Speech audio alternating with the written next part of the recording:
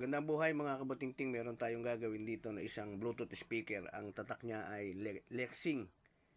Ayan, ang problema nito, madali siyang malubat. Kaya ang gagawin natin, papalit tayo ng kanyang battery. Kaya tatanggalin natin yung 4 na tornilyo na yan. Ayan.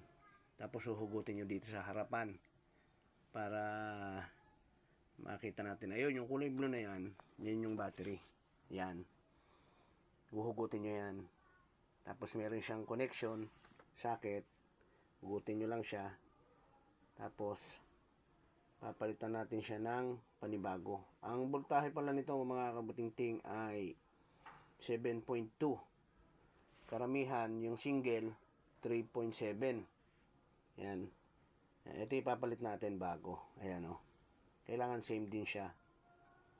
Ayan. 7.2. Ayan, buksan natin. Tapos ikakabit natin. Saka natin siya tetestingin. Para ayan o. Ayan yung bago. Ito naman yung luma. Ayan. Kailangan parehas sila.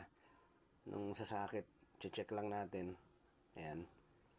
Kung parehas sila. Kasi yung minsan nagkakabaligtad doon sa pagkakabit ng wire. Positive, negative. Positive kadalasan pula. Negative itim. Ayan. Ayan o. Tulad yan.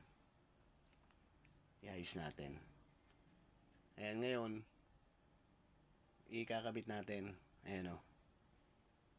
Lagyan lang natin siya ng double sided tape. Double adhesive. Para may dumikit dun sa loob. Hindi siya malaglag. Hindi siya umalog. Ayan. Kabit natin yung kanyang socket. Tapos itatry natin. Yan. Pero sure ball na yan. May Andre yan bago eh. Ayan. Ayan o. Kita nyo umilaw na. Hindi na tayo nagpatugtog kasi baka ma-violate tayo eh. Ayan, ngayong na-testing na natin, ikakabit na natin yung cover niya. I-fix na natin. Ayan, kabit natin ulit yung 4 na tornilyong tinanggal natin. Ayan, nakikita nyo umiilaw-ilaw na siya, di ba? Ayan, pero hindi na tayo nagpatugtog syempre. Iwas violation tayo eh. Ayan. Iayos lang natin yung mga wire. Tapos ayan, ganyan. Para maikabit natin ng maayos. Ayan. Tapos kabit natin yung mga tornilyo.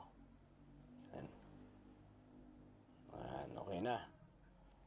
Ayos na yung magagamit na nung may-ari. Ang kanyang